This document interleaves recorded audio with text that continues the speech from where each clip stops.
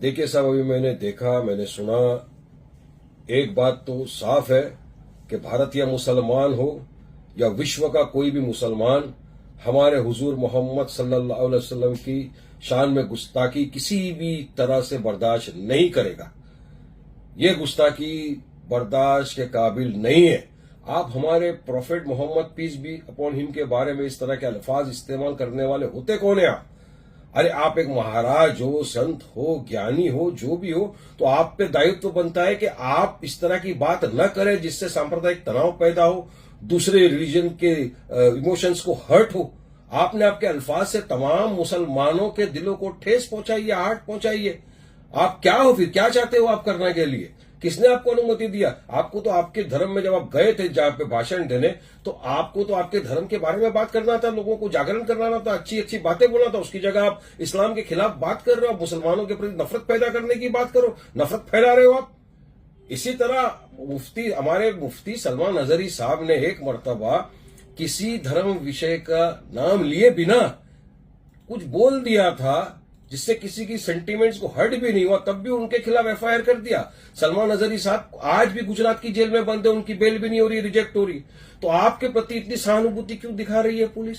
अभी हमारे जो महाराष्ट्र के एक्स एमपी है इम्तियाज भाई, उन्होंने उलेमाओं के साथ मिलकर वो औरंगाबाद में गए, कमिश्नर को मिले, आवेदन दिया है। उन्होंने वहां पे एक निवेदन पेश किया है कि आप इसके खिलाफ सख्त कार्रवाई करें। हम तो ये नहीं चाहते कि वायलेंस हो, मगर लोगों को रास्ते में प्रोटेस्ट करने का संवैधानिक अधिकार है, पीसफुल प्रोटेस्ट करने का संवैधानिक अधिकार है। और मैं तो अपनी जानिब से तमाम को गुजारिश करता हूं कि वायलेंस न करिए। वायलेंस इस चीज का हल नहीं है। आप पीसफुली प्रोटेस्ट करिए और कायदा कानून का पालन करिए, संविधान के दायरे में रहकर अपनी बात रखिए। और पुलिस प्रशासन से मेरा खास तौर से निवेदन है कि आप सख्त कार्रवाई करें। सिर्फ एक जगह एफआईआर कर दिया उससे कुछ नहीं होना है, उनको उठा के जेल में डालिए आप। लेकिन सरकार नहीं चाहती, सरकार चाहती है कि किसी भी तरह से हिंदू मुसलमान हो। सरकार पता है महाराष्ट्र के अंदर चुनाव आने वाले हैं, महाराष्ट्र के अंदर सरकार पूरी तरह से भाजपा की सरकार फेल हो चुकी है। अब उनके पास कोई मुद्दे बचे नहीं है। लोग बोलते हैं कि भाई हमको रोजगार कब मिलेगा? बेचारा युवा रोजगार के लिए तड़प रहा है, आप उसको रोजगार नहीं दे सकते। डेवलपमेंट के नाम के ऊपर आपके पास कोई चीज नहीं है। तो लोगों का इस तमाम चीज से ध्यान भटकाने के लिए आप सिर्फ और सिर्फ बीजेपी वाले तुष्टीकरण की और पोलराइजेशन की राजनीति करना जानते हैं। ये यही करना चाहते हैं। ये चाहते हैं कि इस तरह के भड़काऊ भाषण दिए जाए, मुसलमान रस्ते पे आए, फिर आपकी गोली का निशान तो मुसलमान का सीना ही बनेगा ना।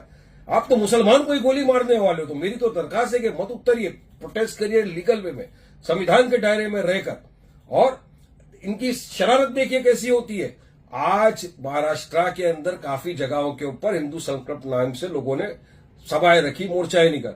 अब इनको पता है कि जुम्मा का दिन, नमाज के वक्त ही आप इजाजत दोगे। आप चाहते हो कि किसी न किसी तरह आग भड़के, लोगों के अंदर नफरत पैदा हो, अराजकता हो, और आप अपना काम कराते हो और अपनी सियासत को चमकाना है आपको। मगर देश की जनता समझ गई है भाजपा की अब ये पोलराइजेशन की, तुष्टीकरण की राजनीति नहीं चलेगी। लोग थक गए हैं आप लोगों की इस बात से।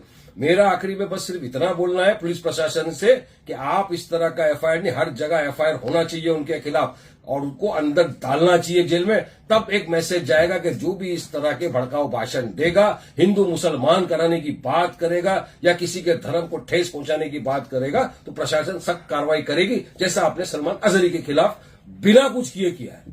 तो इनके खिलाफ उससे ज्यादा कड़क कार्रवाई होनी चाहिए। ये मेरी सरकार से निवेदन है।